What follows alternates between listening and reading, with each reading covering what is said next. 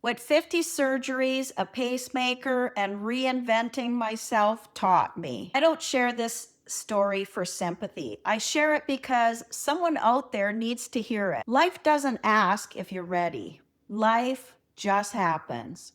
And sometimes it happens really hard. Chapter 1, at 25, I was in a major car accident. I broke my back. At that age, you don't think about fragility.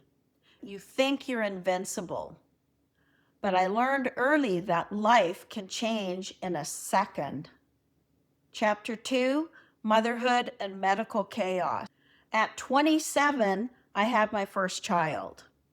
At 28, I had my second child who was born with Oppis G Syndrome.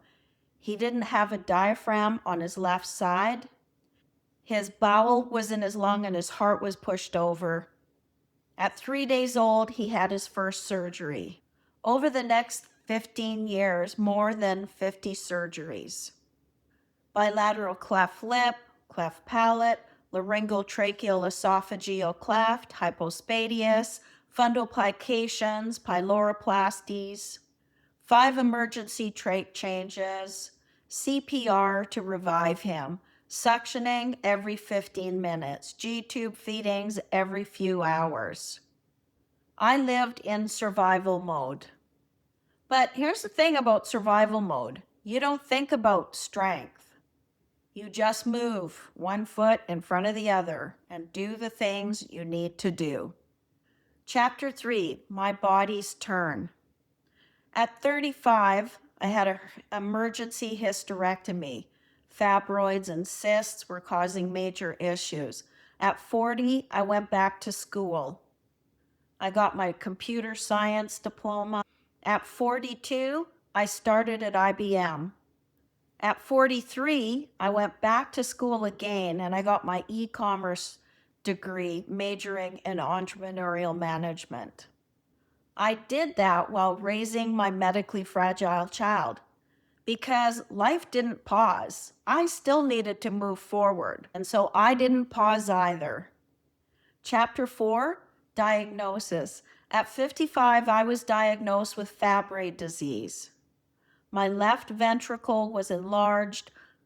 The lining of my heart was thickened. My skin felt like it was burning. At 62, I got a pacemaker. After 14 years of teaching fitness classes, I had to stop. That was really hard. Not physically, identity-wise. I was a fitness instructor. I had to relearn what my body could actually do. So I started swimming. First 250 meters, then 500 meters. I'm now up to 750 meters and I'm working up to my goal of a mile. Not because I have to, but because I can. If there's one thing that I've learned, life is not predictable. Your health can change in a second. Your child's health can change in a second. Your plans can change in a second. What matters is your mindset. You don't control the curveballs. You control your response to those curveballs. You adapt, you learn, you rebuild. You never quit. Not because you're superhuman, but because quitting doesn't move you forward. Still living well doesn't mean everything went well. It means I'm still here. I'm still adapting, still learning, and still growing.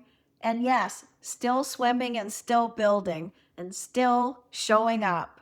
And if you're watching this, and you feel like life has knocked you sideways, you are not done. You are in transition. There's a difference. Life is going to throw us curveballs. That's a guarantee. What's not guaranteed is how you respond to it. But here's what I know. You are stronger than you think, and you're allowed to rebuild at any age. This chapter is not the end. It's just another adaptation. and I'm still living well.